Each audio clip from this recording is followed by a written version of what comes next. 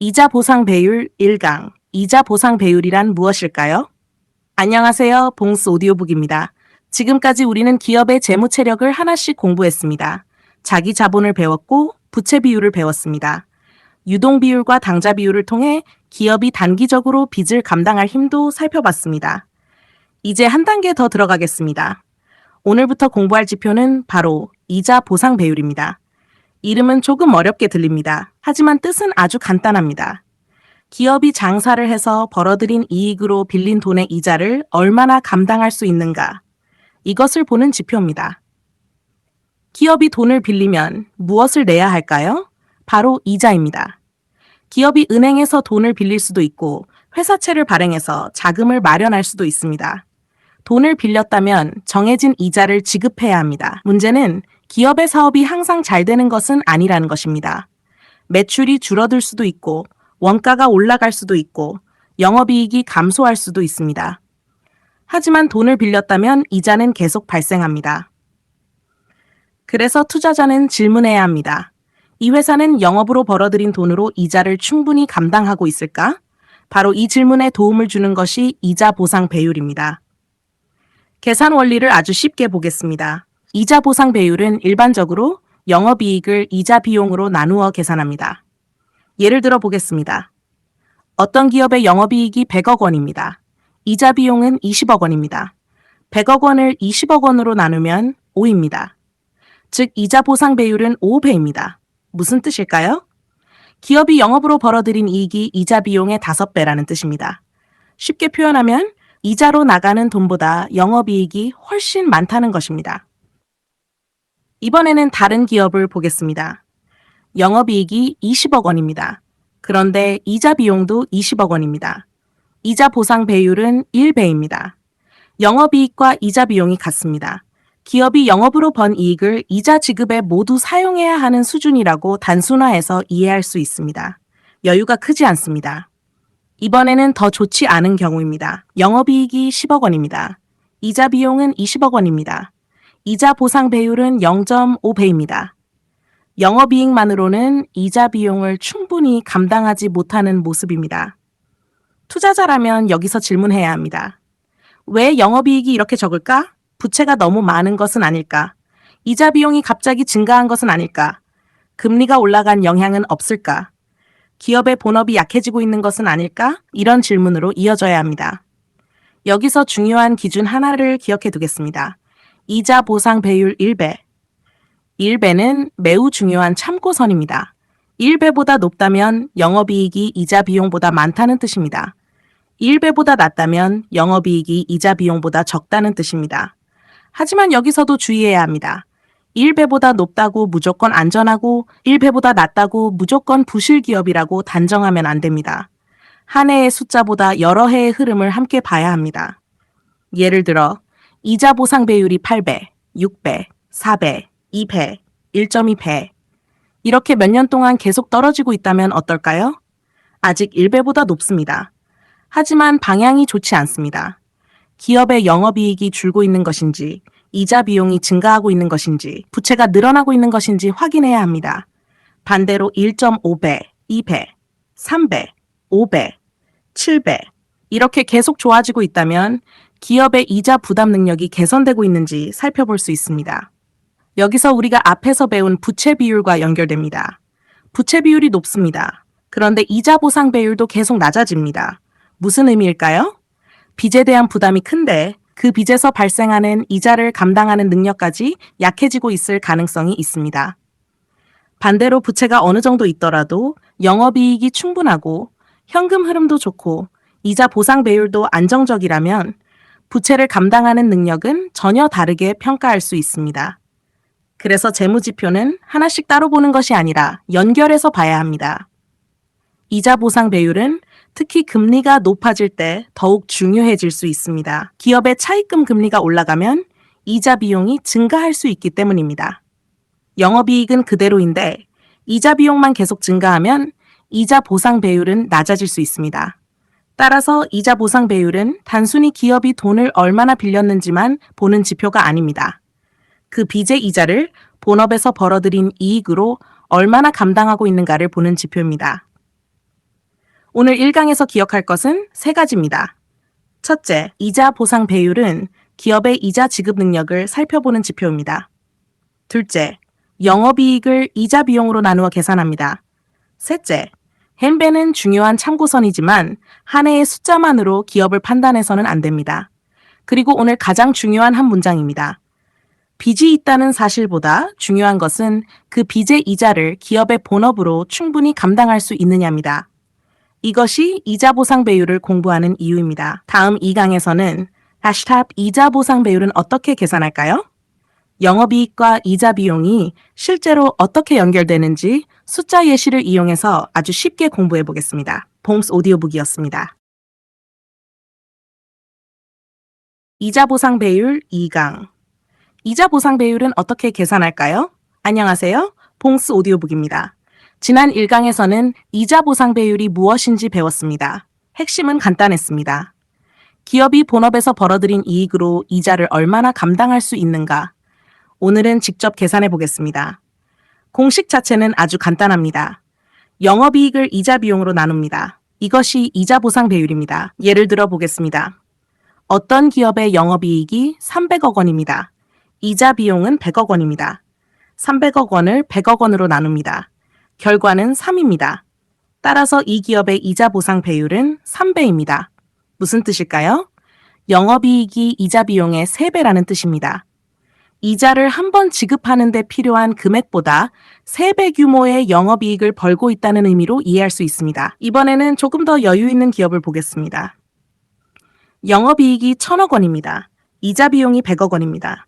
1000억 원을 100억 원으로 나누면 10입니다. 이자 보상 배율은 10배입니다.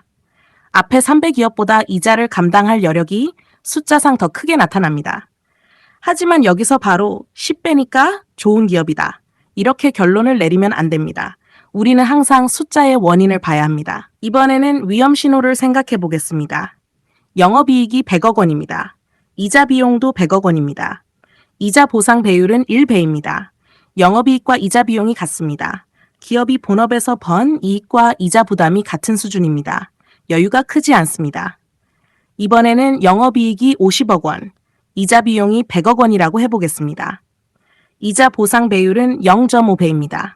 영업이익보다 이자 비용이 더 많습니다. 이 경우 투자자는 한 번 더 자세히 살펴봐야 합니다. 부채가 갑자기 증가했는가? 금리가 올라 이자 비용이 증가했는가? 아니면 기업의 영업이익 자체가 줄었는가? 이 원인을 찾아야 합니다.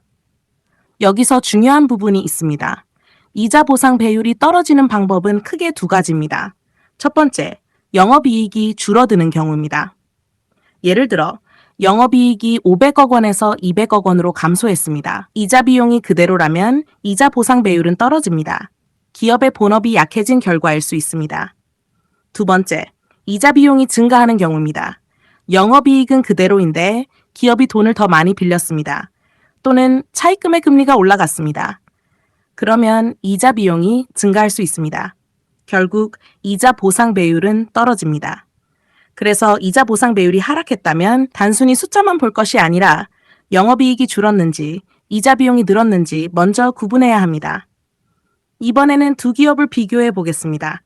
A기업, 영업이익 500억 원, 이자 비용 100억 원, 이자 보상 배율 5배. B기업, 영업이익도 500억 원. 하지만 이자 비용은 250억 원입니다. 이자 보상 배율은 2배입니다. 두 기업의 영업이익은 같습니다. 하지만 이자를 감당하는 여유는 다릅니다. 왜 그렇습니까? 이자 비용이 다르기 때문입니다. 이것이 이자 보상 배율을 보는 이유입니다. 영업이익만 보면 보이지 않았던 차이가 나타납니다. 그렇다면 이자 보상 배율이 마이너스가 되는 경우도 있을까요? 있습니다. 기업이 영업적자를 기록하면 영업이익 자체가 마이너스가 될 수 있습니다. 이 경우에는 단순히 마이너스 몇 배니까 몇 배보다 조금 나쁘다. 이런 식으로 해석하면 안 됩니다. 더 중요한 사실은 기업이 본업에서 이익을 내지 못하고 있다는 것입니다. 따라서 영업적자가 발생한 기업에서는 배율 숫자 자체보다 적자가 발생한 이유와 지속 가능성을 먼저 살펴봐야 합니다. 실전에서는 한 해만 보지 마세요. 예를 들어 3년 전 7배, 2년 전 5배, 지난해 3배, 올해 1.5배 계속 떨어지고 있습니다. 이 기업은 아직 1배를 넘고 있습니다. 하지만 투자자는 숫자의 방향을 봐야 합니다. 왜 계속 떨어지고 있을까? 영업이익이 줄고 있을까? 부채가 늘고 있을까? 이자율이 높아졌을까? 이렇게 원인을 찾아가는 것입니다. 오늘 이 강의 핵심을 정리하겠습니다. 첫째, 이자 보상 배율은 영업이익을 이자 비용으로 나누어 계산합니다. 둘째, 3배라면 영업이익이 이자 비용의 3배라는 의미입니다. 셋째, 1배부근이나 그 아래라면 이자 부담 능력을 더욱 자세히 확인해야 합니다. 넷째, 이자 보상 배율이 떨어졌다면 영업이익 감소와 이자 비용 증가를 나누어 살펴봐야 합니다. 그리고 가장 중요한 한 문장입니다. 이자 보상 배율은 기업이 얼마나 많은 돈을 버는지가 아니라 벌어들인 영업이익에 비해 이자 부담이 얼마나 큰지를 보여주는 숫자입니다. 다음 3강에서는 이자 보상 배율이 1배보다 낮으면 왜 위험할까요? 1배라는 기준이 왜 중요한지, 그리고 1배 아래의 기업에서는 무엇을 확인해야 하는지 공부해 보겠습니다. 봉스 오디오북이었습니다. 이자 보상 배율 3강. 이자 보상 배율이 1배보다 낮으면 왜 위험할까요? 안녕하세요. 봉스 오디오북입니다. 지난 2강에서는 이자 보상 배율을 계산하는 방법을 공부했습니다. 오늘은 아주 중요한 숫자 하나를 집중적으로 살펴보겠습니다. 바로 1배입니다. 이자 보상 배율에서 1배는 기업의 이자 부담을 살펴볼 때 중요한 참고선입니다.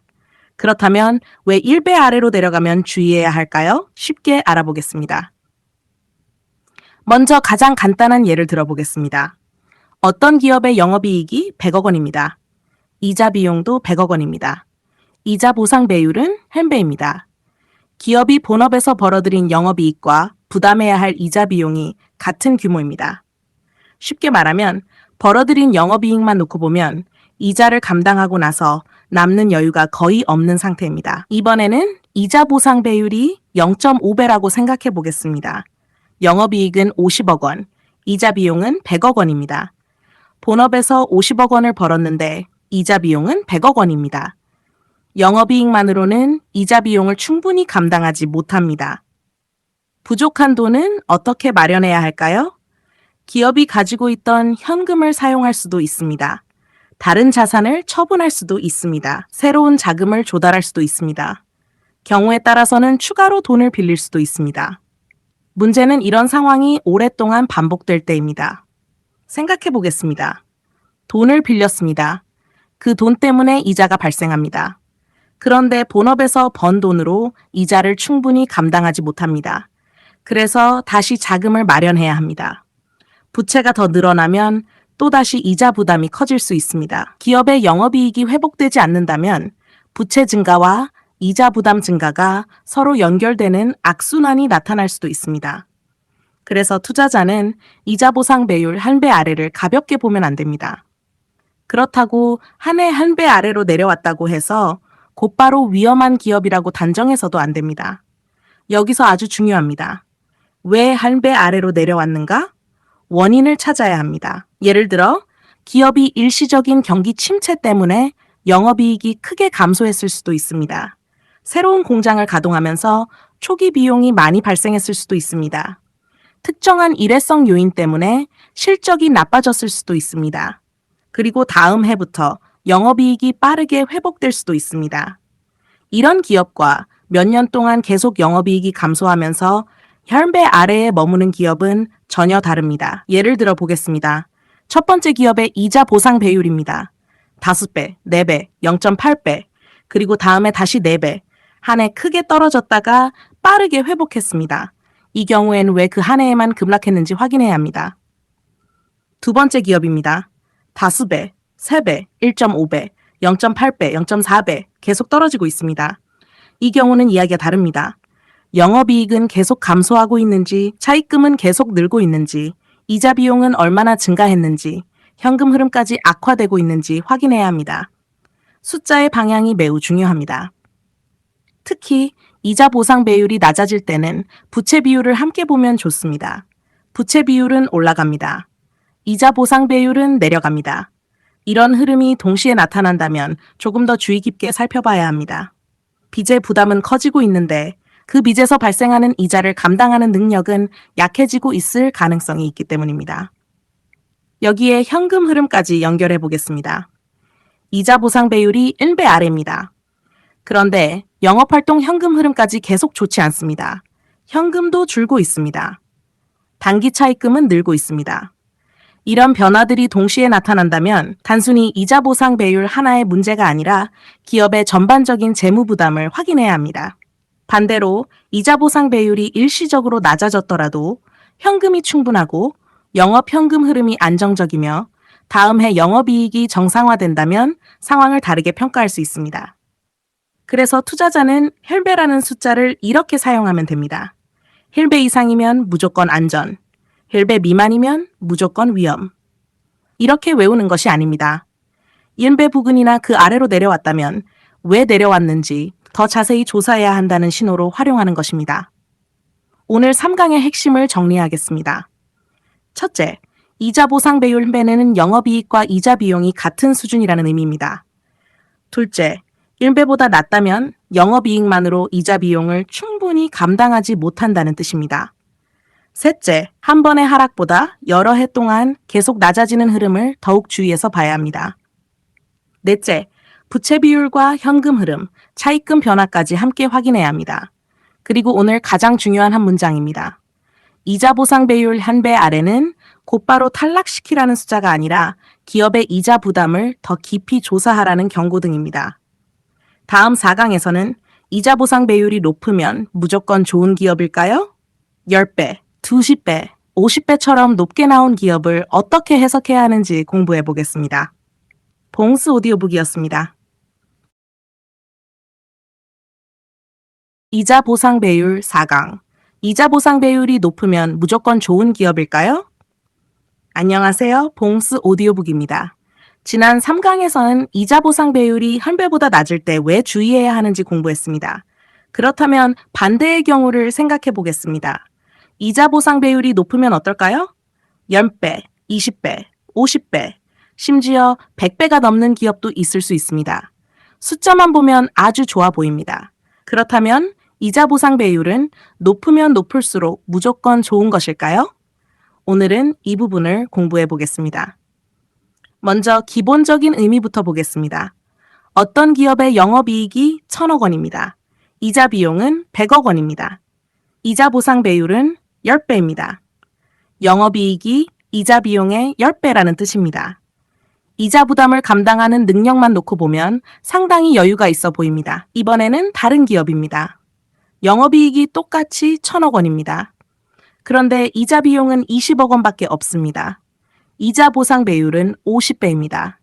숫자만 보면 훨씬 더 안정적으로 보입니다. 일반적으로 이자 보상 배율이 높다는 것은 기업의 영업이익에 비해 이자 부담이 작다는 의미이므로 긍정적으로 볼 수 있습니다. 하지만 투자자는 여기에서 한 단계 더 들어가야 합니다. 첫 번째 질문입니다. 왜 이자 보상 배율이 높은가? 영업이익이 크게 증가했기 때문일까요? 아니면 부채가 줄면서 이자 비용이 감소했기 때문일까요? 둘 다 긍정적인 변화일 수 있습니다. 예를 들어 매출이 증가하고 영업이익이 증가하고 부채는 감소하고 이자 비용도 줄어들었다면 이자 보상 배율 상승은 기업의 재무 체력이 좋아진 결과일 가능성이 있습니다. 하지만 다른 경우도 있습니다. 올해 영업이익이 일시적으로 크게 증가했습니다. 제품 가격이 갑자기 상승했거나 업황이 매우 좋았거나 기업의 수익성이 일시적으로 크게 개선됐을 수도 있습니다. 이런 경우 올해 이자 보상 배율은 50배가 나올 수 있습니다. 그런데 다음 해 업황이 나빠지면서 영업이익이 다시 크게 감소한다면 어떨까요? 이자 보상 배율도 빠르게 떨어질 수 있습니다. 따라서 한 해의 높은 숫자만 보고 기업의 재무 체력이 영원히 안전하다고 판단해서는 안 됩니다. 특히 경기 변동이 큰 업종에서는 이 부분이 중요합니다. 호황기에는 영업이익이 크게 증가합니다. 이자 보상 배율도 급격히 올라갑니다. 기업이 매우 튼튼해 보입니다. 하지만 불황기가 찾아오면 영업이익이 빠르게 감소할 수 있습니다. 이자 비용은 갑자기 사라지지 않습니다. 결국 이자 보상 배율도 빠르게 내려올 수 있습니다. 그래서 투자자는 최고점의 숫자보다 불황기에도 이자를 감당할 수 있는 기업인가를 함께 생각해야 합니다. 두 번째로 확인할 것은 부채 자체의 규모입니다. 이자 보상 배율이 높다고 해서 부채가 전혀 없다는 뜻은 아닙니다. 기업이 많은 부채를 가지고 있어도 영업이익이 훨씬 크다면 이자 보상 배율은 높게 나타날 수 있습니다. 따라서 이자 보상 배율만 보고 끝내지 말고 부채 비율은 어떤지, 총 차입금은 얼마나 되는지, 단기 차입금은 증가하고 있는지 함께 확인하는 것이 좋습니다. 세 번째는 현금 흐름입니다. 회계상 영업이익은 많이 나왔습니다. 그래서 이자 보상 배율도 높습니다. 그런데 실제 영업활동에서 현금이 충분히 들어오지 않는다면 어떨까요? 매출 채권이 크게 늘었을 수도 있습니다. 돈을 벌었다고 기록됐지만 아직 현금을 받지 못했을 수도 있습니다. 그래서 투자자는 이자 보상 배율이 좋더라도 영업 현금 흐름을 함께 확인해야 합니다. 예를 들어 보겠습니다. A 기업은 이자 보상 배율이 20배입니다. 영업 현금 흐름도 좋습니다. 부채도 감소하고 있습니다. 영업이익도 꾸준히 증가합니다. 여러 지표가 같은 방향을 보여줍니다. 이런 경우에는 높은 이자 보상 배율의 신뢰도가 더욱 높아집니다. 반대로 B기업도 이자 보상 배율은 20배입니다. 그런데 영업이익 변동이 매우 큽니다. 영업 현금 흐름도 불안정합니다. 부채도 증가하고 있습니다. 같은 20배라도 내용은 전혀 다릅니다. 그리고 또 하나 중요한 것이 있습니다. 추세입니다. 어떤 기업이 3배, 5배, 10배, 12배, 20배 이렇게 몇 년 동안 꾸준히 좋아지고 있다면 왜 좋아지고 있는지 확인할 가치가 있습니다. 영업이익이 꾸준히 성장하고 이자 비용이 안정적으로 관리되고 있다면 재무 체력이 개선되는 과정일 수 있습니다. 반대로 50배, 30배, 15배, 7배, 3배 이렇게 계속 떨어지고 있다면 현재 3배가 1배보다 높다는 사실만 볼 것이 아니라 왜 빠르게 하락하고 있는지 확인해야 합니다. 여기까지 공부하면 중요한 원칙 하나가 보입니다. 재무 비율에서는 숫자의 크기보다 숫자가 만들어진 과정이 중요합니다. 이자 보상 배율 30배. 좋아 보입니다. 하지만 왜 30배인지 알아야 합니다. 영업이익이 늘었는가? 이자 비용이 줄었는가? 부채가 감소했는가? 일시적인 호황 때문인가? 앞으로도 유지될 수 있는가? 이 질문까지 해야 숫자가 기업 분석으로 연결됩니다. 오늘 4강의 핵심을 정리하겠습니다. 첫째, 이자 보상 배율이 높으면 일반적으로 이자를 감당할 여력이 크다는 의미입니다. 둘째, 하지만 한 해의 높은 숫자만으로 기업이 무조건 안전하다고 판단하면 안 됩니다. 셋째, 영업이익 증가로 높아졌는지, 이자 비용 감소로 높아졌는지 확인해야 합니다. 넷째, 부채 비율과 차입금, 영업 현금 흐름까지 함께 봐야 합니다. 그리고 오늘 가장 중요한 한 문장입니다. 좋은 투자자는 높은 이자 보상 배율을 찾는 데서 끝나지 않고 그 높은 숫자가 앞으로도 유지될 수 있는지를 확인합니다. 다음 5강에서는 이자 보상 배율이 갑자기 변했다면 무엇을 확인해야 할까요? 지난해 10배였던 기업이 올해 3배가 됐다면 왜 그런지, 반대로 2배였던 기업이 갑자기 10배가 됐다면 무엇이 달라졌는지 숫자의 변화 원인을 추적하는 방법을 공부하겠습니다. 봉스 오디오북이었습니다. 이자 보상 배율 5강. 이자 보상 배율이 갑자기 변했다면 무엇을 확인해야 할까요? 안녕하세요. 봉스 오디오북입니다. 지난 4강에서는 이자 보상 배율이 높다고 해서 무조건 좋은 기업은 아니라는 것을 공부했습니다. 오늘은 실제 기업 분석에서 아주 중요한 내용을 공부하겠습니다. 어떤 기업의 이자 보상 배율이 지난해에는 10배였습니다. 그런데 올해 갑자기 3배가 되었습니다. 반대로 지난해 2배였던 기업이 올해 갑자기 10배가 되었습니다. 이럴 때 투자자는 무엇을 봐야 할까요? 핵심은 하나입니다. 숫자의 변화보다 변화의 원인을 먼저 찾아야 합니다. 이자 보상 배율을 다시 생각해 보겠습니다. 영업이익을 이자 비용으로 나누어 계산합니다. 따라서 이자 보상 배율이 변하는 가장 큰 원인은 두 가지입니다. 영업이익이 변했거나 이자 비용이 변한 것입니다. 실제 기업에서는 두 가지가 동시에 변할 수도 있습니다. 먼저 이자 보상 배율이 갑자기 떨어진 경우입니다. 지난해 영업이익이 1,000억 원이었습니다. 이자 비용은 100억 원이었습니다. 이자 보상 배율은 10배입니다. 그런데 올해 영업이익이 300억 원으로 감소했습니다. 이자 비용은 여전히 100억 원입니다. 그러면 이자 보상 배율은 3배로 떨어집니다. 무슨 일이 발생한 것일까요? 이번에는 이자 비용이 문제가 아닙니다. 기업의 본업에서 벌어들이는 영업이익이 크게 감소한 것입니다. 투자자는 이제 영업이익이 왜 줄었는지 확인해야 합니다. 매출이 감소했을까요? 제품 가격이 떨어졌을까요? 원재료 가격이 상승했을까요? 인건비가 증가했을까요? 경쟁이 심해졌을까요? 업황이 나빠졌을까요? 주력 제품의 경쟁력이 약해졌을까요? 이렇게 영업이익 감소의 원인을 하나씩 따라가야 합니다. 이번에는 영업이익은 그대로인데 이자 보상 배율이 떨어지는 경우입니다. 영업이익은 1,000억 원입니다. 지난해 이자 비용은 100억 원이었습니다. 이자 보상 배율은 10배였습니다. 그런데 올해 이자 비용이 250억 원으로 증가했습니다. 영업이익은 그대로인데 이자 부담이 커졌습니다. 이자 보상 배율은 4배로 떨어집니다. 이번에는 기업의 본업보다 이자 비용 증가의 원인을 찾아야 합니다. 왜 이자 비용이 증가했을까요? 기업이 돈을 더 많이 빌렸을 수 있습니다. 새로운 공장을 건설하기 위해 차입금을 늘렸을 수도 있습니다. 다른 기업을 인수하기 위해 돈을 빌렸을 수도 있습니다. 운전 자금이 부족해 단기 차입금이 증가했을 수도 있습니다. 또는 시장 금리가 상승하면서 기존 차입금의 이자 부담이 커졌을 수도 있습니다. 따라서 이자 비용이 늘었다면 차입금과 금리를 함께 확인해야 합니다.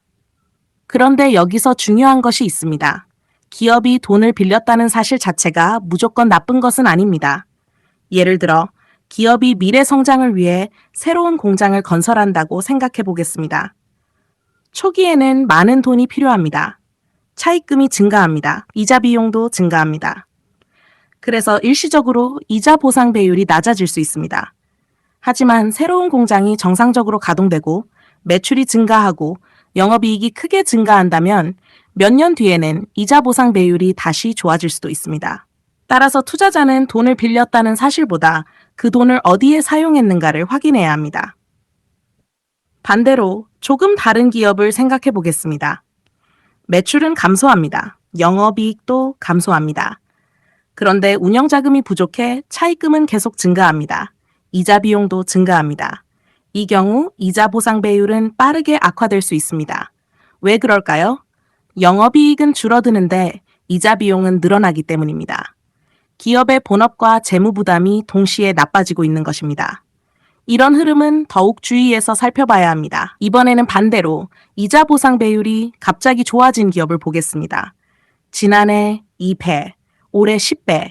숫자만 보면 굉장히 좋아졌습니다. 하지만 우리는 이제 바로 좋은 기업이라고 판단하지 않습니다. 왜 좋아졌는지 확인합니다. 영업이익이 크게 증가했을까요? 부채를 갚아서 이자 비용이 감소했을까요? 아니면 두 가지가 동시에 좋아졌을까요? 이런 변화라면 기업의 재무 체력이 개선되고 있다는 근거가 될 수 있습니다. 하지만 한 해의 영업이익이 일시적으로 크게 증가한 것이라면 이야기가 달라집니다. 업황이 잠깐 좋아졌거나 제품 가격이 급등하면서 영업이익이 크게 늘었을 수도 있습니다. 다음 해 영업이익이 다시 감소한다면 이자 보상 배율도 다시 떨어질 수 있습니다. 따라서 갑자기 좋아진 숫자 역시 지속 가능성을 확인해야 합니다. 실전에서 이자 보상 배율이 크게 변했다면 5가지를 확인하면 좋습니다. 첫째, 영업이익이 변했는가? 둘째, 이자 비용이 변했는가? 셋째, 차입금이 증가했는가? 감소했는가? 넷째, 부채 비율과 현금 흐름은 어떻게 변하고 있는가? 다섯째, 이번 변화가 일시적인가? 앞으로도 지속될 가능성이 있는가? 이 5가지를 확인하면 단순한 배율 숫자가 기업의 이야기로 연결됩니다. 예를 들어 이자 보상 배율이 10배에서 5배로 떨어졌다고 생각해 보겠습니다. 숫자만 보면 나빠졌습니다. 그런데 기업이 미래 성장을 위해 대규모 공장을 건설했고 그 과정에서 일시적으로 이자 비용이 증가한 것이라면 앞으로 그 공장이 얼마나 많은 매출과 영업이익을 만들어낼 것인지 확인해야 합니다. 반대로 특별한 성장 투자도 없는데 영업이익은 계속 감소하고 차입금은 증가하고 이자 비용도 증가하면서 이자 보상 배율까지 계속 떨어진다면 완전히 다른 상황입니다. 결국 재무제표를 읽는 핵심은 숫자를 단순하게 외우는 것이 아닙니다. 변화를 발견하고 그 원인을 추적하는 것입니다. 10배가 3배가 되었다. 왜? 2배가 10배가 되었다. 왜? 이 질문을 계속 던지는 습관이 기업 분석의 힘을 만들어줍니다. 오늘 5강의 핵심을 정리하겠습니다. 첫째, 이자 보상 배율이 변했다면 영업이익과 이자 비용부터 확인합니다. 둘째, 이자 비용이 증가했다면 차입금과 금리 변화를 확인합니다. 셋째, 차입금이 증가했다면 그 돈을 어디에 사용했는지 확인합니다. 넷째, 숫자가 좋아졌더라도 그 변화가 지속 가능한지 확인합니다. 그리고 오늘 가장 중요한 한 문장입니다. 이자 보상 배율의 변화는 결과입니다. 투자자가 찾아야 하는 것은 그 결과를 만든 원인입니다. 다음 6강에서는 핵 이자 보상 배율은 어느 정도면 좋은 것일까요? 1배, 3배, 5배, 10배. 숫자가 달라질수록 어떻게 해석해야 하는지, 그리고 왜 모든 기업에 똑같은 기준을 적용하면 안 되는지 공부하겠습니다. 봉스 오디오북이었습니다. 이자 보상 배율 6강. 이자 보상 배율은 어느 정도면 좋은 것일까요? 안녕하세요. 봉스 오디오북입니다. 지난 5강에서는 이자 보상 배율이 갑자기 변했을 때 무엇을 확인해야 하는지 공부했습니다. 오늘은 가장 실전적인 질문입니다. 그래서 이자 보상 배율은 어느 정도면 좋은 것일까요? 1배, 3배, 5배, 10배. 숫자가 높으면 무조건 좋은 것인지, 어느 정도부터 안심할 수 있는지 쉽게 알아보겠습니다. 먼저 가장 중요한 기준부터 다시 보겠습니다. 1배입니다. 영업이익이 100억 원이고 이자 비용도 100억 원이라면 이자 보상 배율은 1배입니다. 기업이 본업에서 벌어들인 영업이익과 이자 비용이 같은 수준입니다. 따라서 1배 부근은 여유가 크다고 보기 어렵습니다. 그렇다면 1배보다 낮으면 어떨까요? 영업이익이 50억 원, 이자 비용이 100억 원이라면 이자 보상 배율은 0.5배입니다. 영업이익만으로는 이자 비용을 충분히 감당하기 어렵습니다. 따라서 1배 아래에서는 조금 더 주의 깊게 기업을 살펴봐야 합니다.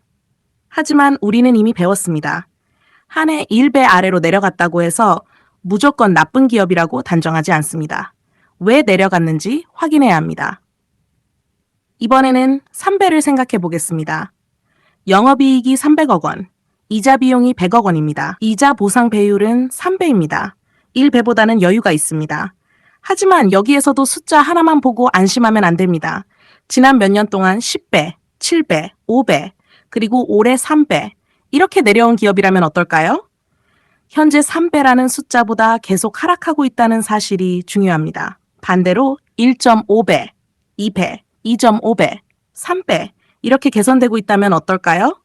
같은 3배라도 의미가 달라집니다. 기업의 영업이익이 회복되고 있거나 이자 비용이 감소하고 있거나 부채가 줄어들고 있을 수도 있습니다. 그래서 현재 숫자와 함께 방향을 반드시 봐야 합니다. 이번에는 5배를 생각해 보겠습니다. 영업이익이 500억 원, 이자 비용이 100억 원, 이자 보상 배율은 5배입니다. 영업이익이 이자 비용보다 5배 많습니다. 숫자상으로는 1배나 3배보다 이자 부담을 감당할 여유가 더 커 보입니다. 하지만 여기서도 중요한 것은 지속 가능성입니다.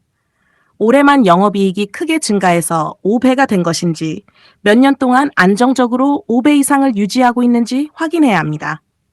10배라면 어떨까요? 영업이익이 1000억 원, 이자 비용이 100억 원, 이자 보상 배율은 10배입니다. 이자 부담 능력만 놓고 보면 상당한 여유가 있어 보입니다. 그런데 10배라는 숫자도 절대적인 합격점은 아닙니다. 기업의 영업이익이 경기 상황에 따라 크게 움직이는 업종이라면 호황기에 10배가 넘었다가 불황기에 급격하게 떨어질 수도 있습니다. 그래서 투자자는 현재 10배라는 숫자보다 불황기에도 이자를 감당할 수 있는가, 이 질문을 함께 해야 합니다. 그렇다면 이렇게 외우면 될까요? 1배 이하는 위험, 3배는 보통, 5배 이상은 양호, 10배 이상은 매우 좋음. 이렇게 딱 잘라서 외우고 싶을 수 있습니다. 하지만 실제 기업 분석에선 이렇게 단순하게 판단하면 안 됩니다. 이자 보상 배율에는 모든 기업에 적용되는 하나의 절대적인 안전선이 있는 것이 아닙니다. 업종과 기업의 사업 구조에 따라 적정 수준이 달라질 수 있습니다. 예를 들어 매년 안정적인 영업이익을 내는 기업과 경기 상황에 따라 영업이익이 크게 움직이는 기업을 똑같은 기준으로 볼 수는 없습니다. 영업이익 변동성이 큰 기업이라면 좋은 시기에 높은 이자 보상 배율만 보면 안 됩니다. 과거 불황기에 어느 정도까지 떨어졌는지 함께 살펴봐야 합니다. 그래서 실전에서는 3가지 비교가 중요합니다. 첫 번째, 과거의 자기 자신과 비교합니다. 최근 5년 동안 이자 보상 배율이 어떻게 움직였는지 봅니다. 계속 좋아지는가? 계속 나빠지는가? 아니면 특정 시기에만 크게 변하는가? 흐름을 확인합니다. 두 번째, 같은 업종의 경쟁 기업과 비교합니다. 같은 산업에 속한 기업들은 비슷한 경기와 금리 환경의 영향을 받을 수 있습니다. 그런데 경쟁 기업들은 이자 보상 배율이 안정적인데 특정 기업만 계속 낮아지고 있다면 왜 그런 차이가 발생하는지 확인해야 합니다. 세 번째, 다른 재무지표와 함께 봅니다. 부채 비율은 어떻습니까? 차입금은 늘고 있습니까? 영업현금 흐름은 안정적입니까? 현금은 충분합니까?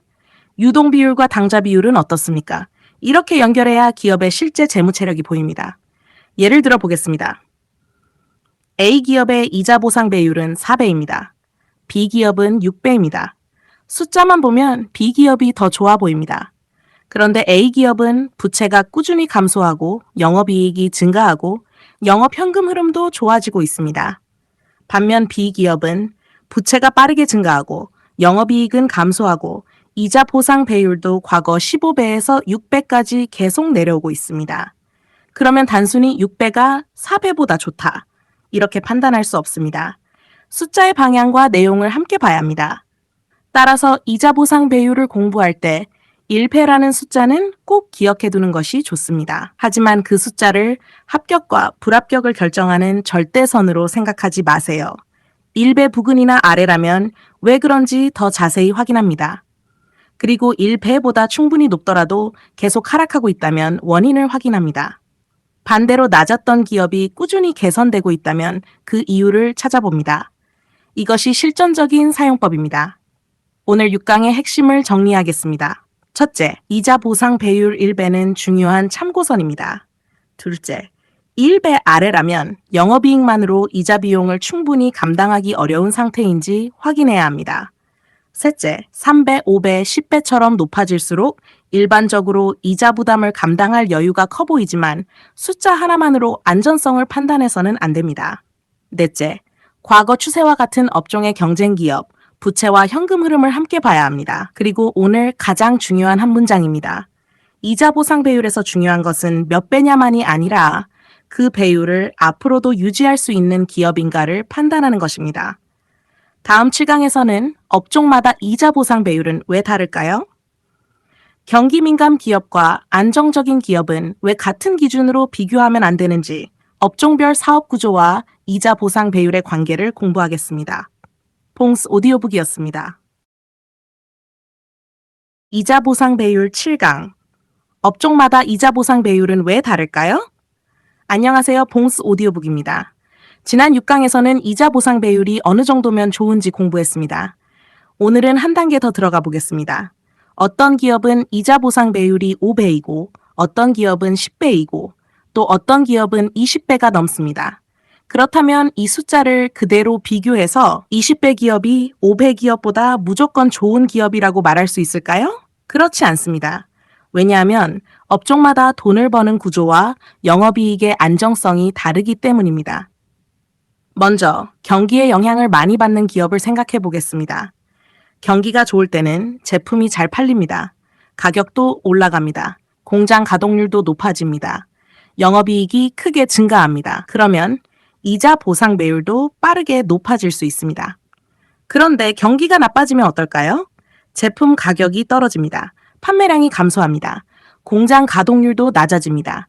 영업이익이 급격하게 줄어들 수 있습니다. 하지만 기업이 부담하는 이자 비용은 영업이익처럼 바로 줄어들지 않을 수 있습니다. 그러면 이자 보상 배율이 빠르게 떨어집니다. 예를 들어 보겠습니다. 어떤 경기 민감 기업이 있습니다. 호황기 영업이익은 1,000억 원입니다. 이자 비용은 100억 원입니다. 이자 보상 배율은 10배입니다. 상당히 좋아 보입니다. 그런데 불황이 찾아왔습니다. 영업이익이 200억 원으로 감소했습니다. 이자 비용은 여전히 100억 원입니다. 이자 보상 배율은 이 100까지 떨어집니다. 같은 기업인데도 경기 상황에 따라 10배에서 2배까지 움직였습니다.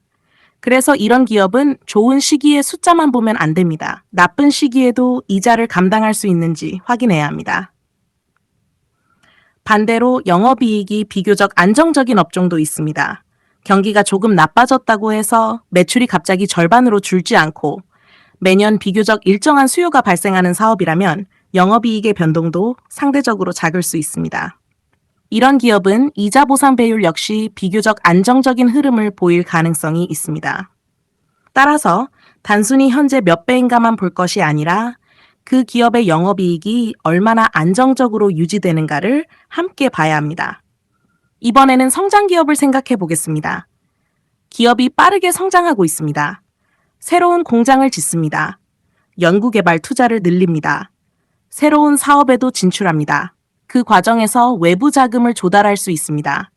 차입금이 증가하면 이자 비용도 늘어날 수 있습니다. 그래서 성장 초기에는 이자 보상 배율이 낮아질 수도 있습니다.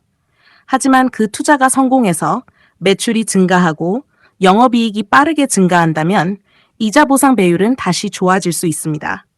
따라서 성장 기업에서는 현재 숫자뿐 아니라 빌린 돈이 미래의 영업이익을 만들어내고 있는가 이 부분도 중요합니다. 반대로 성장이 거의 없는 기업이 계속 돈을 빌리고 있다고 생각해 보겠습니다. 매출은 정체되어 있습니다. 영업이익도 증가하지 않습니다. 그런데 차입금은 계속 늘어납니다. 이자 비용도 증가합니다. 이자 보상 배율은 점점 떨어집니다. 이 경우에는 성장 투자를 위한 일시적인 부채 증가와 전혀 다른 의미일 수 있습니다. 그래서 투자자는 항상 왜 돈을 빌렸는가, 그리고 그 돈으로 무엇을 만들어내고 있는가, 이 두 가지를 확인해야 합니다. 업종을 비교할 때 또 하나 중요한 것이 있습니다. 바로 설비 투자 규모입니다. 공장과 대규모 장비가 필요한 산업은 사업을 확장하는 데 많은 돈이 필요할 수 있습니다. 자기 자본만으로 모든 투자를 감당하기 어렵다면 차입금을 활용할 수도 있습니다. 그러면 자연스럽게 이자 비용이 발생합니다. 반대로 대규모 설비가 많이 필요하지 않은 기업은 상대적으로 차입금 의존도가 낮을 수도 있습니다. 따라서 두 기업의 이자 보상 배율을 단순히 숫자만 놓고 비교하면 안 됩니다. 예를 들어 A 기업의 이자 보상 배율은 5배입니다. B 기업은 10배입니다. 숫자만 보면 B 기업이 더 좋아 보입니다. 그런데 A 기업이 속한 업종의 평균이 4배 정도이고 B 기업이 속한 업종의 평균이 15배 정도라면 어떨까요? 상대적으로 보면 해석이 달라집니다. A 기업은 같은 업종 안에서 괜찮은 수준일 수 있습니다. 반면 B 기업은 숫자는 더 높지만 같은 업종 안에서는 상대적으로 낮을 수도 있습니다. 그래서 재무 비율은 가능하면 같은 업종의 기업끼리 비교해야 합니다. 그리고 한 기업의 과거와 비교하는 것도 중요합니다. 이자 보상 배율이 12배, 9배, 6배, 4배, 2배 계속 떨어지고 있다면 현재 2배라는 숫자만 볼 것이 아니라 왜 몇 년 동안 계속 악화되고 있는지 확인해야 합니다.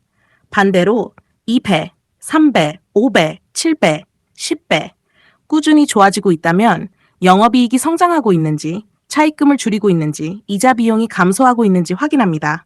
그래서 업종별 이자 보상 배율을 볼 때는 세 가지를 기억하면 좋습니다. 첫째, 영업이익의 변동성이 얼마나 큰가. 둘째, 사업을 운영하기 위해 얼마나 많은 차입금이 필요한가. 셋째, 같은 업종의 경쟁 기업과 비교했을 때 어느 수준인가. 이 세 가지를 함께 봐야 합니다. 여기서 중요한 투자 습관이 하나 나옵니다. 반도체 기업의 이자 보상 배율과 유통기업의 이자 보상 배율과 건설기업의 이자 보상 배율을 숫자 하나만 가지고 단순하게 비교하지 않는 것입니다. 사업 구조가 다르고 경기 민감도가 다르고 설비 투자 규모가 다르고 차입금 구조도 다를 수 있기 때문입니다. 먼저 기업의 사업을 이해하고 그 다음 숫자를 봐야 합니다. 오늘 7강의 핵심을 정리하겠습니다. 첫째, 업종마다 영업이익의 안정성이 다르기 때문에 이자 보상 배율도 다르게 나타날 수 있습니다. 둘째, 경기 민감 기업은 호황기와 불황기의 이자 보상 배율 차이가 크게 나타날 수 있습니다. 셋째, 대규모 설비 투자가 필요한 기업은 차입금과 이자 비용 구조도 함께 확인해야 합니다. 넷째, 이자 보상 배율은 다른 업종보다 같은 업종의 경쟁 기업과 비교하는 것이 더 의미가 있습니다. 그리고 오늘 가장 중요한 한 문장입니다. 이자 보상 배율을 비교하기 전에 그 기업이 어떤 방식으로 돈을 벌고 어떤 방식으로 돈을 빌리는 기업인지 먼저 이해해야 합니다. 다음 8강에서는 이자 보상 배율과 부채 비율은 왜 함께 봐야 할까요? 빚이 얼마나 많은지와 그 빚의 이자를 감당할 능력이 어떻게 다른지 두 지표를 연결해서 기업의 재무 체력을 읽는 방법을 공부하겠습니다. 봉스 오디오북이었습니다. 이자 보상 배율 8강. 이자 보상 배율과 부채 비율은 왜 함께 봐야 할까요? 안녕하세요. 봉스 오디오북입니다. 지난 7강에서는 업종마다 이자 보상 배율이 다른 이유를 공부했습니다. 오늘은 지금까지 배운 재무지표 두 개를 연결해 보겠습니다. 바로 부채 비율과 이자 보상 배율입니다. 이 두 지표는 비슷해 보이지만 서로 다른 질문에 답해 줍니다. 부채 비율은 기업이 자기 자본에 비해 얼마나 많은 부채를 가지고 있는가. 이자 보상 배율은 기업이 영업으로 벌어들인 이익으로 이자를 얼마나 감당할 수 있는가. 쉽게 기억하면 됩니다. 부채 비율은 빚의 크기, 이자 보상 배율은 빚의 이자를 감당하는 힘. 오늘은 이 차이를 정확하게 이해해 보겠습니다. 먼저 부채가 많은 기업을 생각해 보겠습니다. 어떤 기업의 부채 비율이 상당히 높습니다. 숫자만 보면 걱정될 수 있습니다. 그런데 이 기업은 매년 많은 영업이익을 벌어들이고 있습니다. 이자 비용은 상대적으로 작습니다. 이자 보상 배율도 10배 이상을 안정적으로 유지하고 있습니다. 이 경우에는 부채가 많다는 사실만으로 기업의 재무 상태를 판단하기 어렵습니다. 왜냐하면 기업이 현재 이자 비용을 충분히 감당하고 있기 때문입니다. 반대의 경우를 생각해 보겠습니다. 부채 비율이 아주 높아 보이지 않습니다. 그런데 기업의 영업이익이 급격하게 감소했습니다. 이자 비용은 크게 줄지 않았습니다. 결국 이자 보상 배율이 1배 부근까지 내려왔습니다. 어떻습니까? 부채 비율 하나만 봤다면 놓칠 수 있었던 위험을 이자 보상 배율이 보여주고 있습니다. 그래서 두 지표를 함께 보는 것이 중요합니다. 예를 들어 보겠습니다. A 기업은 부채가 어느 정도 있습니다. 영업이익은 1,000억 원입니다. 이자 비용은 100억 원입니다. 이자 보상 배율은 10배입니다. 이자 부담을 감당할 여력이 상대적으로 커 보입니다. 이번에는 B 기업입니다. 부채 규모 자체는 A 기업보다 작을 수 있습니다. 그런데 영업이익은 150억 원입니다. 이자 비용은 100억 원입니다. 이자 보상 배율은 1.5배입니다. 어느 기업의 이자 부담이 더 걱정될까요? 단순히 부채의 크기만 가지고는 판단하기 어렵습니다. 부채와 그 부채를 감당하는 능력을 함께 봐야 합니다. 여기서 중요한 개념이 하나 나옵니다. 빚이 많다는 것과 빚을 감당하지 못한다는 것은 같은 말이 아닙니다. 기업이 돈을 빌려 새로운 공장을 건설했습니다. 그 공장에서 많은 제품을 생산합니다. 매출이 증가합니다. 영업이익도 증가합니다. 빌린 돈보다 훨씬 큰 이익을 만들어낸다면 부채는 기업 성장에 활용된 자금이 될 수 있습니다. 반대로 기업이 계속 돈을 빌립니다. 그런데 매출은 증가하지 않습니다. 영업이익도 늘지 않습니다. 오히려 이자 비용만 증가합니다. 그러면 상황이 달라집니다. 부채 비율은 올라가고 이자 보상 배율은 내려갈 수 있습니다. 이 조합은 투자자가 더 자세히 살펴봐야 하는 신호가 됩니다. 그래서 두 지표의 방향을 함께 보는 것이 중요합니다. 첫 번째 경우입니다. 부채 비율은 내려가고 이자 보상 배율은 올라갑니다. 기업이 부채를 줄이는 동시에 이자를 감당하는 능력까지 좋아지고 있을 가능성이 있습니다. 재무 체력이 개선되는 흐름인지 확인해 볼 수 있습니다. 두 번째 경우입니다. 부채 비율은 올라가고 이자 보상 배율은 내려갑니다. 부채 부담은 커지고 있는데 영업이익에 비해 이자 부담까지 커지고 있을 가능성이 있습니다. 특히 이런 흐름이 몇 년 동안 계속된다면 원인을 자세히 확인해야 합니다. 세 번째 경우입니다. 부채 비율은 올라가지만 이자 보상 배율도 올라갑니다. 조금 이상해 보이지요? 하지만 충분히 가능합니다. 기업이 돈을 빌려 적극적으로 투자했습니다. 그 결과 영업이익이 이자 비용보다 훨씬 빠르게 증가한 것입니다. 이 경우에는 부채 증가 자체보다 빌린 돈으로 얼마나 많은 이익을 만들어냈는가 이것이 중요합니다. 네 번째 경우입니다. 부채 비율은 내려가는데 이자 보상 배율도 내려갑니다. 부채를 줄였으니 좋아 보입니다. 그런데 왜 이자 보상 배율까지 떨어졌을까요? 영업이익이 더 빠르게 감소했을 가능성이 있습니다. 기업의 본업이 약해지고 있는지 확인해야 합니다. 이것이 바로 두 지표를 함께 보는 이유입니다. 하나만 보면 보이지 않던 것이 두 개를 연결하면 보이기 시작합니다. 여기에 현금 흐름까지 연결하면 분석은 더욱 강해집니다. 부채 비율이 올라갑니다. 이자 보상 배율은 내려갑니다. 영업현금 흐름까지 나빠집니다. 차입금도 증가합니다. 이런 지표들이 동시에 같은 방향을 가리킨다면 기업의 재무 부담을 더 깊이 확인해야 합니다. 반대로 부채가 안정적으로 관리되고 이자 보상 배율이 좋아지고 영업현금 흐름도 꾸준히 들어온다면 여러 지표가 기업의 재무 체력을 함께 뒷받침하고 있는지 확인할 수 있습니다. 그래서 기업을 분석할 때는 이렇게 기억하면 쉽습니다. 부채 비율을 보고 빚의 크기를 확인한다. 이자 보상 배율을 보고 이자를 감당하는 힘을 확인한다. 현금 흐름을 보고 실제 현금이 들어오는지 확인한다. 이 세 가지가 연결되면 기업의 부채를 훨씬 입체적으로 볼 수 있습니다. 오늘 8강의 핵심을 정리하겠습니다. 첫째, 부채 비율은 기업의 부채 부담을 살펴보는 지표입니다. 둘째, 이자 보상 배율은 영업이익으로 이자 비용을 얼마나 감당할 수 있는지를 보는 지표입니다. 셋째, 부채가 많더라도 이익 창출력이 충분한 기업과 부채가 상대적으로 적더라도 이익 창출력이 약한 기업은 다르게 봐야 합니다. 넷째, 부채 비율 상승과 이자 보상 배율 하락이 동시에 지속된다면 그 원인을 더욱 자세히 확인해야 합니다. 그리고 오늘 가장 중요한 한 문장입니다.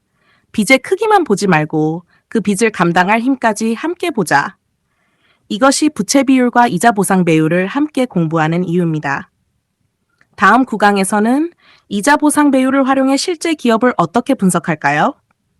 지금까지 배운 내용을 실제 기업 분석 순서로 연결해서 이자 보상 배율을 어디서부터 보고 무엇과 비교하고 어떤 변화가 나타났을 때 주의해야 하는지 공부하겠습니다.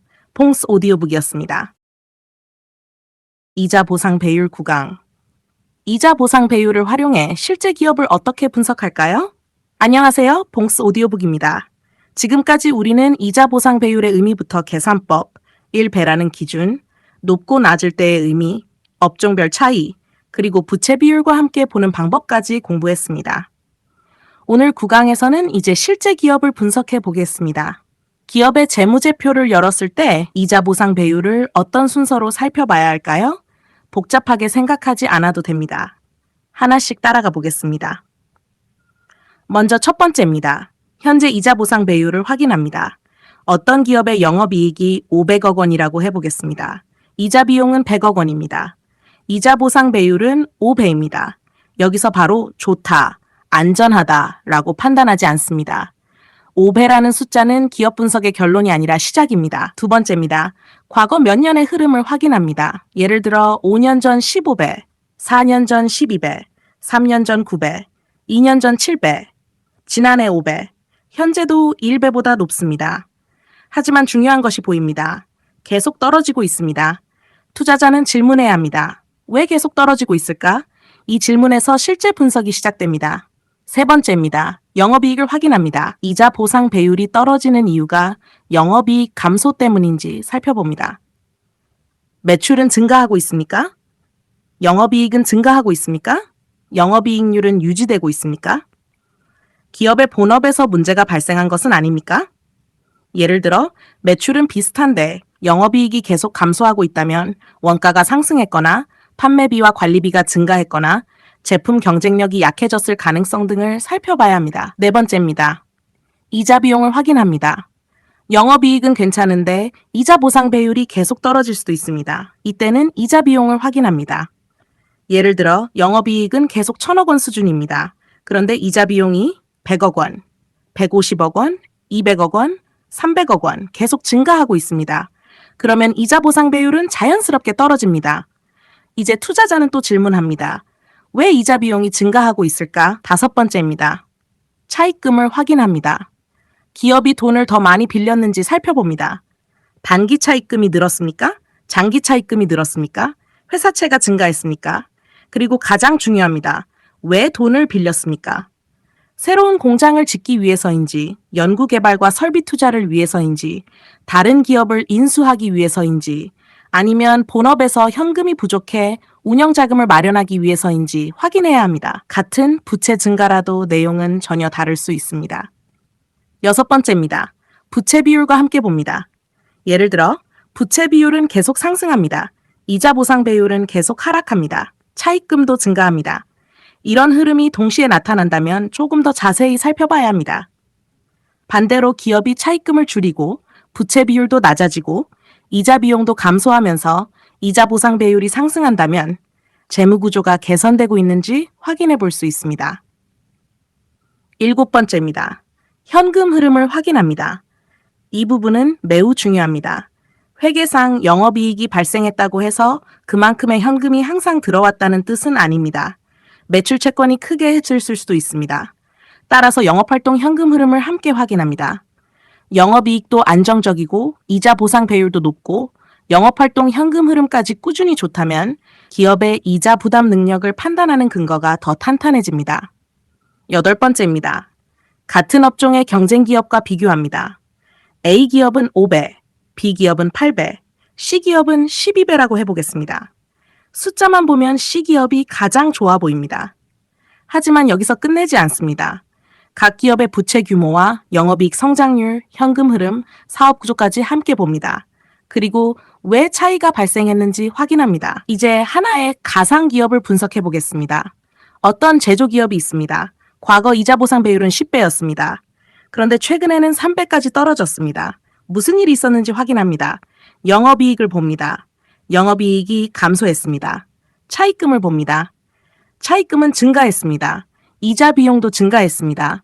부채 비율 역시 올라갔습니다. 영업 현금 흐름까지 약해졌습니다. 이제 여러 지표가 같은 이야기를 하고 있습니다.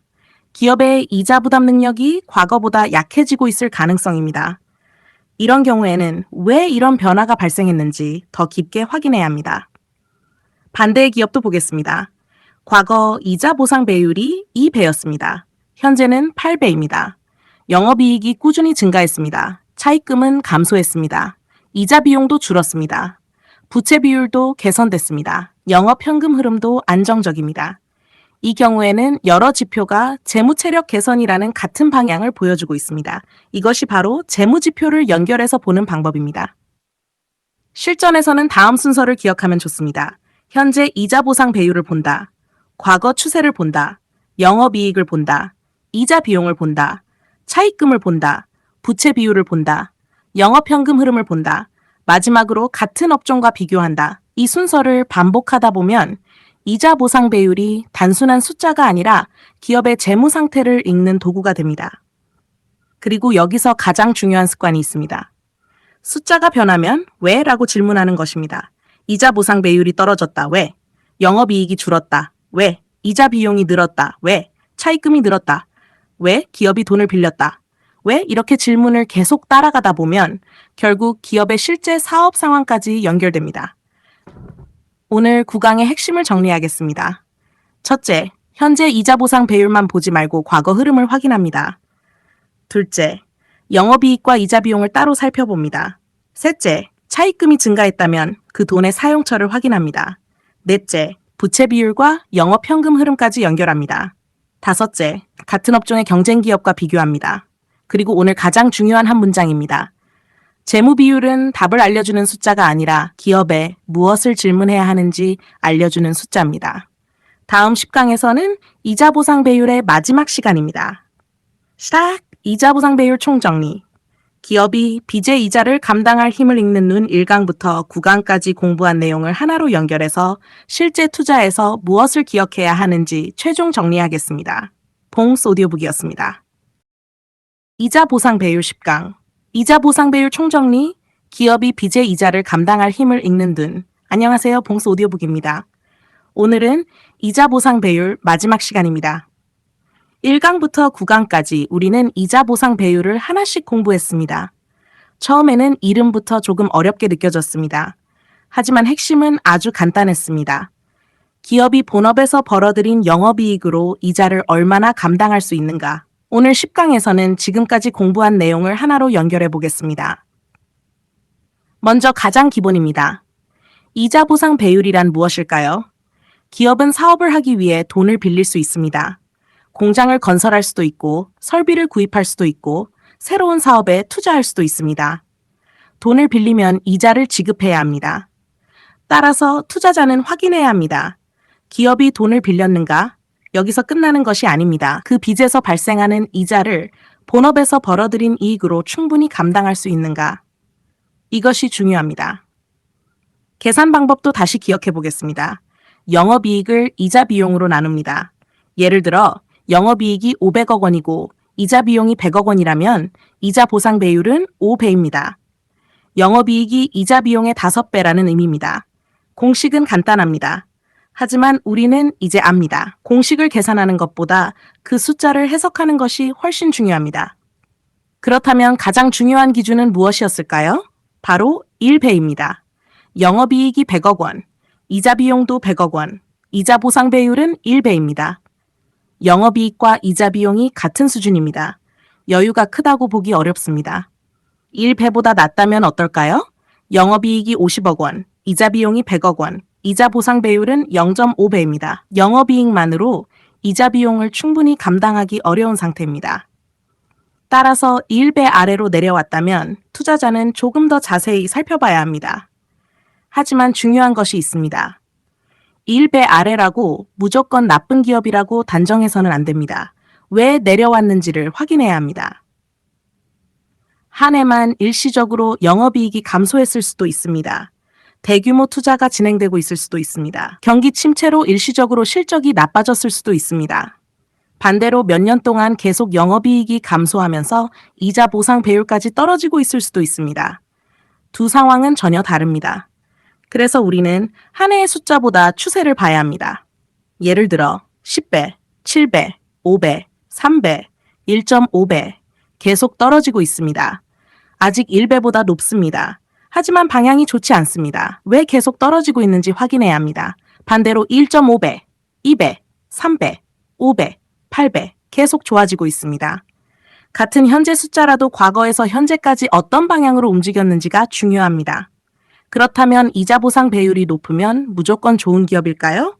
그렇지 않습니다. 10배, 20배, 50배.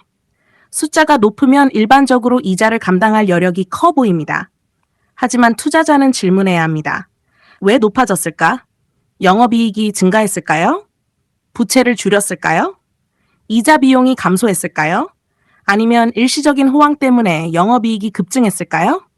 숫자가 높다는 사실보다 그 높은 숫자가 지속될 수 있는지가 중요합니다. 그리고 업종의 특성도 봐야 합니다. 경기 영향을 크게 받는 기업은 호황기에 영업이익이 크게 증가할 수 있습니다. 이자 보상 배율도 높아집니다. 하지만 불황이 찾아오면 영업이익이 급격하게 감소할 수 있습니다.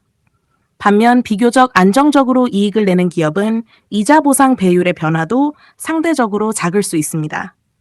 따라서 서로 다른 업종을 숫자 하나만 가지고 단순 비교해서는 안 됩니다. 가능하면 같은 업종의 기업끼리 비교합니다. 이자 보상 배율과 함께 꼭 봐야 하는 지표도 있었습니다. 바로 부채 비율입니다. 부채 비율은 기업의 부채 부담을 살펴봅니다. 이자 보상 배율은 그 부채에서 발생하는 이자를 감당할 능력을 살펴봅니다. 쉽게 기억하면 됩니다. 부채 비율은 빚의 크기, 이자 보상 배율은 빚의 이자를 감당하는 힘. 두 지표를 함께 보면 기업의 부채를 훨씬 입체적으로 볼 수 있습니다. 예를 들어 부채 비율이 계속 올라갑니다. 차입금도 증가합니다. 그런데 이자 보상 배율은 계속 떨어집니다. 영업 현금 흐름까지 약해집니다. 이런 변화가 동시에 나타난다면 기업의 재무 부담을 더 깊이 확인해야 합니다. 반대로 차입금이 감소합니다. 부채 비율도 개선됩니다. 영업이익은 증가합니다. 이자 보상 배율도 올라갑니다. 영업 현금 흐름도 안정적입니다. 여러 지표가 동시에 재무 체력 개선이라는 같은 방향을 보여줄 수 있습니다. 그렇다면 실제 기업에서는 어떤 순서로 보면 좋을까요? 먼저 현재 이자 보상 배율을 확인합니다. 그 다음 과거 몇 년의 추세를 봅니다. 영업이익이 어떻게 변했는지 봅니다. 이자 비용을 확인합니다. 차입금이 늘었는지 확인합니다. 부채 비율을 봅니다. 영업 현금 흐름을 확인합니다. 마지막으로 같은 업종의 경쟁 기업과 비교합니다. 이 순서로 보면 숫자가 하나의 이야기로 연결됩니다. 여기서 우리가 투자 지표를 공부하면서 계속 반복했던 것이 있습니다. 바로 왜? 라는 질문입니다. 이자 보상 배율이 떨어졌다. 왜? 영업이익이 감소했다. 왜? 이자 비용이 증가했다. 왜? 차입금이 늘었다. 왜? 기업은 그 돈을 어디에 사용했는가? 그 투자가 앞으로 매출과 영업이익을 만들어낼 수 있는가? 이렇게 계속 질문을 이어가는 것이 기업 분석입니다. 이제 지금까지 배운 지표들도 연결해 보겠습니다. 자기 자본을 봅니다. 부채 비율을 봅니다. 유동 비율을 봅니다. 당좌 비율을 봅니다.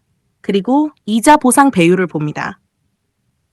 기업이 가진 재무적인 기반은 어느 정도인지, 부채 부담은 얼마나 되는지, 단기적으로 갚아야 할 돈을 감당할 수 있는지, 재고를 제외하고도 단기 지급 능력이 충분한지, 그리고 본업에서 벌어들인 이익으로 이자까지 감당할 수 있는지. 이제 숫자들이 서로 연결되기 시작합니다. 이것이 우리가 투자 지표를 하나씩 공부하는 이유입니다. 오늘 10강의 핵심을 정리하겠습니다. 첫째, 이자 보상 배율은 영업이익으로 이자 비용을 얼마나 감당할 수 있는지를 보는 지표입니다. 둘째, 일배는 중요한 참고선입니다. 셋째, 높다고 무조건 좋은 것도 아니고 낮다고 무조건 나쁜 것도 아닙니다. 넷째, 현재 숫자보다 과거에서 현재까지의 변화와 원인을 봅니다. 다섯째, 부채 비율과 차입금, 영업현금 흐름까지 함께 확인합니다. 그리고 이자 보상 배율 10강에서 가장 중요한 한 문장입니다. 빚이 많으냐 적으냐만 보지 마세요. 그 빚의 이자를 본업의 힘으로 감당할 수 있는 기업인지 보세요. 이것으로 이자 보상 배율 1강부터 10강까지 모두 마치겠습니다. 숫자를 외우는 투자자가 아니라 숫자의 의미를 연결해서 기업의 재무 체력을 읽는 투자자. 그것이 우리가 재무제표를 공부하는 이유입니다. 봉스 오디오북이었습니다.